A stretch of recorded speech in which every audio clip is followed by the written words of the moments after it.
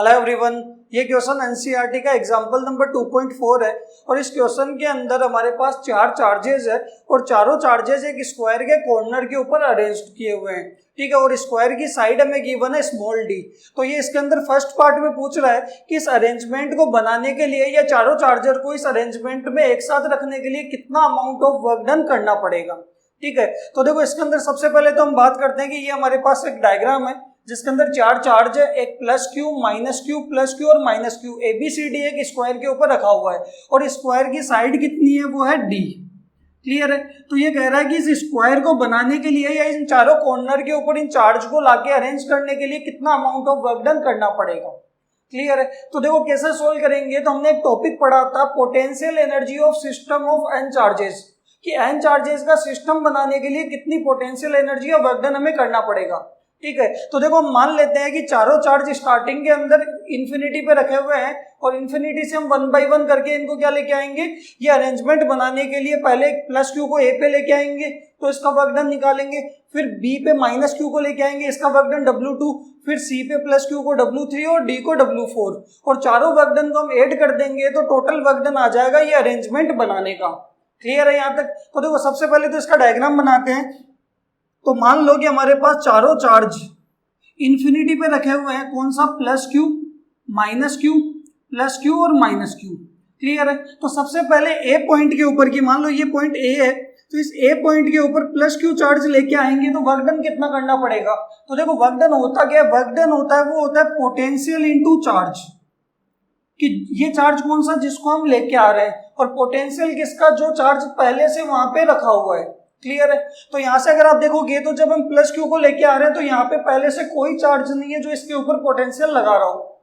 ठीक है, तो वर्क डन कितना होगा, W1 बोलते हैं इसको, और W1 की वैल्यू कितनी आएगी, पोटेंशियल तो कितना लग रहा है, 0, क्योंकि पहले से कोई चार्ज नहीं है जो इसके ऊपर पोटेंशियल लगा रहा हो, इंटू चार्ज कौन सा, प्लस क्यू। तो वर्क डन कितना होगा, 0, की जब प्लस क्यू को ए पॉइंट के ऊपर लेके आए तो वर्क डन कितना करना पड़ा, 0 वर्क डन करना पड़ा। क्लियर है यहाँ तक? अब देखो बी पॉइंट के ऊपर हमें किसको लेके आना है, माइनस क्यू चार्ज को, और इस ए से इस बी की डिस्टेंस कितनी होने वाली है, स्मॉल डी, की स्क्वायर की साइड कितनी है, स्मॉल डी। तो जब देखो इस माइनस क्यू को बी पॉइंट पे लेके आ रहे होंगे तो पोटेंशियल कौन लगा रहा होगा, ए पॉइंट वाला प्लस क्यू। ठीक है, तो वर्क डन कितना करना पड़ेगा, तो W2 की वैल्यू कैसे निकालोगे, potential due two plus Q, और चार्ज कौन सा होता है जिसको हम लेके आ रहे हैं, तो ये minus Q, potential into charge work done. तो जब माइनस क्यू को लेके आ रहे हैं बी पॉइंट पे तो पोटेंशियल कौन लगा रहा होगा, प्लस क्यू, इनटू चार्ज कौन सा, माइनस क्यू। तो W2 की वैल्यू कितनी आ जाएगी, तो देखो के क्यू बाई डी, पोटेंशियल क्या होता है, के क्यू बाई आर, इस प्लस क्यू का डी डिस्टेंस दूर, इस पॉइंट पे पोटेंशियल क्या होगा, के क्यू बाई डी, और इनटू चार्ज कौन सा, माइनस का क्यू। तो ये आ जाएगा माइनस का के क्यू स्क्वायर बाई डी, ये वर्क डन W2।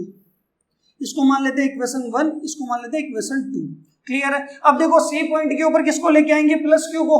तो जैसे ही यहाँ पे सी पॉइंट के ऊपर प्लस क्यू को लेके आएंगे तो होने वाला क्या है, पोटेंशियल एक तो ये प्लस क्यू भी लगाएगा और ये माइनस क्यू भी लगाएगा, तो वर्क डन कितना होगा, टोटल पोटेंशियल इनटू चार्ज। तो देखो इस माइनस क्यू से तो इसकी डिस्टेंस कितनी होने वाली है, डी, और इस प्लस क्यू से डिस्टेंस ए से कितनी हो जाएगी, तो ये डी है और ये डी है, तो पाइथागोरस से ये कितनी आ जाएगी, √2d। क्लियर है? तो इस सी वाले पॉइंट पे या इस प्लस क्यू को लाने में कितना वर्क डन करना पड़ेगा, तो W3 की वैल्यू क्या आएगी,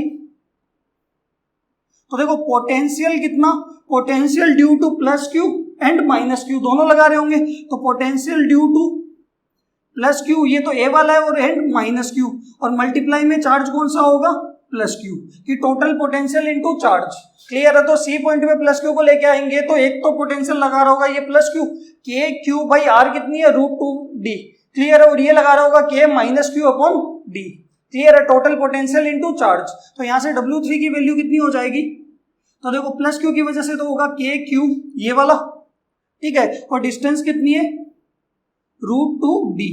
ठीक है, और यहाँ पे प्लस का साइन और कितना आएगा, के, ये पोटेंशियल कितना होगा, माइनस क्यू का, तो पोटेंशियल स्केलर है तो विद साइन आएगा के माइनस क्यू, और डिस्टेंस कितनी है, डी, और मल्टीप्लाई बाय चार्ज कौन सा आएगा, क्यू।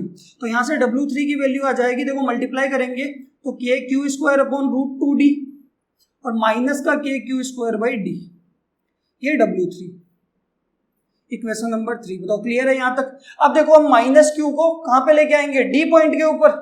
ठीक है, तो जब माइनस क्यू को इस डी पॉइंट के ऊपर लेके आएंगे तो एक तो ये प्लस वाला भी क्या कर रहा होगा, पोटेंशियल लगा रहा होगा, ये माइनस वाला चार्ज भी क्या कर रहा होगा, इसके ऊपर पोटेंशियल लगा रहा होगा, और एक ये प्लस सी वाला भी क्या कर रहा होगा, प्लस क्यू पोटेंशियल लगा रहा होगा। तो इस पे वर्क डन कितना होगा, टोटल पोटेंशियल इनटू चार्ज, और वो कितना है, माइनस क्यू।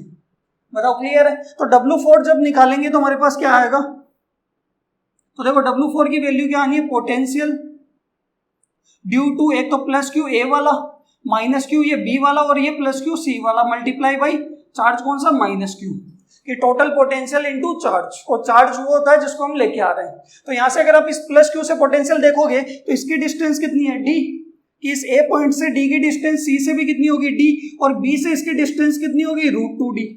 क्लियर है। तो पोटेंशियल क्या होगा, के क्यू बाई डी, भाई प्लस क्यू से या फिर ए पॉइंट से डिस्टेंस कितनी है, डी की, स्मॉल डी, तो यहाँ पे के ये चार्ज अपॉन में डिस्टेंस डी, तो यहाँ से प्लस क्यू की वजह से तो ए वाले पॉइंट की वजह से तो आएगा के क्यू बाई डी।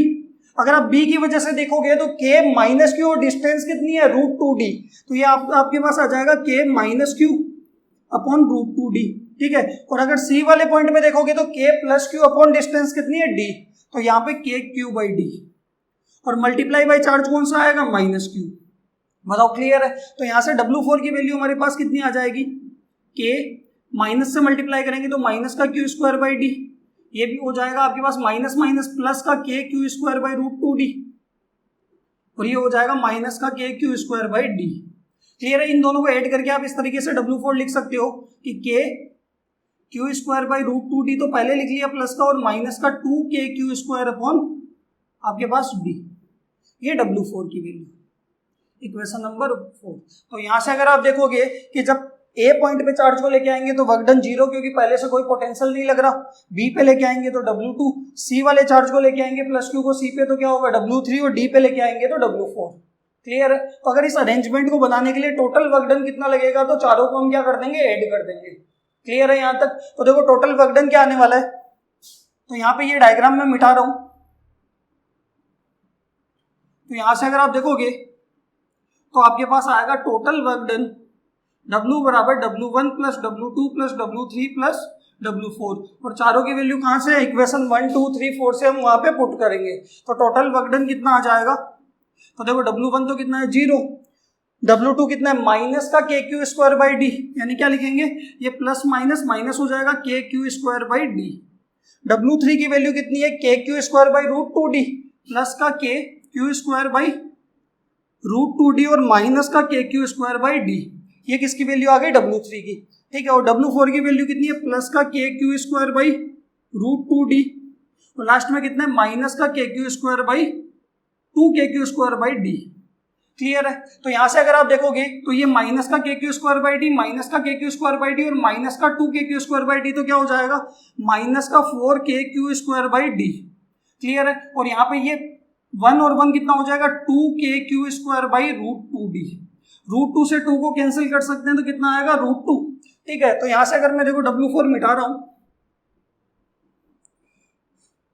तो हमारे पास टोटल वर्क डन कितना आ जाएगा, इसके अंदर देखो कॉमन तो आ रहा है के क्यू स्क्वायर बाई डी, तो कॉमन आ रहा है, तो यहाँ तो बच रहा है माइनस का 4 और ये प्लस का √2, यानी आप लिख सकते हो टोटल वर्क डन कितना आ जाएगा, के Q square by D √2 minus 4 joule. इतना वर्क डन आपके पास ये स्क्वायर के चारों कॉर्नर पे चार्ज को रखने में या अरेंजमेंट बनाने में लगने वाला है। बताओ क्लियर है यहाँ तक, ये ए पार्ट का आंसर। अब देखो बी पार्ट के अंदर बात करते हैं कि बी पार्ट में ये कह रहा है कि a charge q naught is brought to centre E of the square, the 4 charges being held fixed at its corner, how much extra work is needed to this.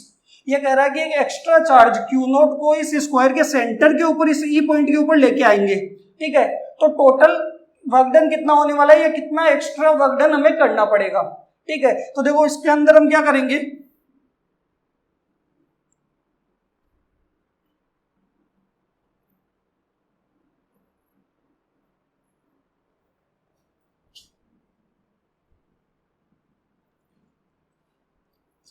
ये क्या कह रहा है बी पार्ट के अंदर कि हमारे पास एक और चार्ज है और उसकी वैल्यू कितनी है, क्यू नोट, और उस क्यू नोट को इसके सेंटर के ऊपर हम लेके जाएंगे। ठीक है। क्यू नोट को सेंटर के ऊपर लेके जाएंगे तो एक्स्ट्रा वर्क डन कितना करना पड़ेगा। तो जब हम क्यू नोट को इस पॉइंट के ऊपर लेके जा रहे हैं तो पोटेंशियल कौन कौन लगा रहा है, एक तो ये प्लस क्यू लगाएगा, माइनस भी लगाएगा, ये प्लस भी लगाएगा, ये माइनस क्यू भी लगाएगा, क्योंकि ये चारों चार्ज पहले से यहाँ पे फिक्स है। ठीक है। तो यहां से अगर आप देखोगे तो वर्क डन होगा क्या बी पार्ट के अंदर कि वर्क डन होने वाला टोटल पोटेंशियल, और पोटेंशियल कौन लगा रहा है, चारों चार्ज लगा रहे हैं, यानी वी ए भी लगा रहा है सेंटर पे, प्लस वी बी भी लगा रहा है, प्लस वी सी भी लगा रहा है, प्लस वी डी भी लगा रहा है, मल्टीप्लाई में चार्ज कौन सा, क्यू नॉट, कि total potential into charge.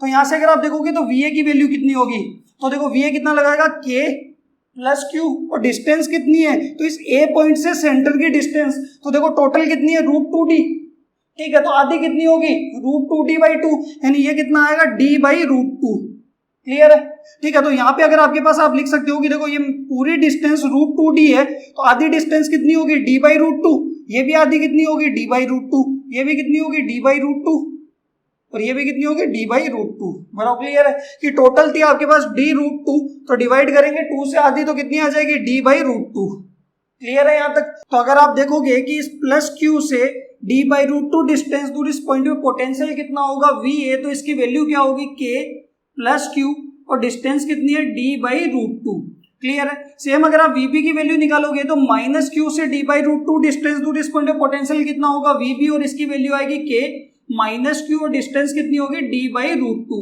Clear है। Vc की वैल्यू निकालोगे तो इस प्लस क्यू से डिस्टेंस कितनी है सेंटर की d/√2, तो ये आएगा k plus Q upon d/√2, clear है। और Vd कितना होगा, तो माइनस क्यू से डिस्टेंस कितनी है d/√2, तो ये पोटेंशियल कितना आएगा k minus Q upon d/√2, और मल्टीप्लाई बाय चार्ज कौन सा है जिसको हम लेके आ रहे हैं क्यू नॉट, बताओ क्लियर है।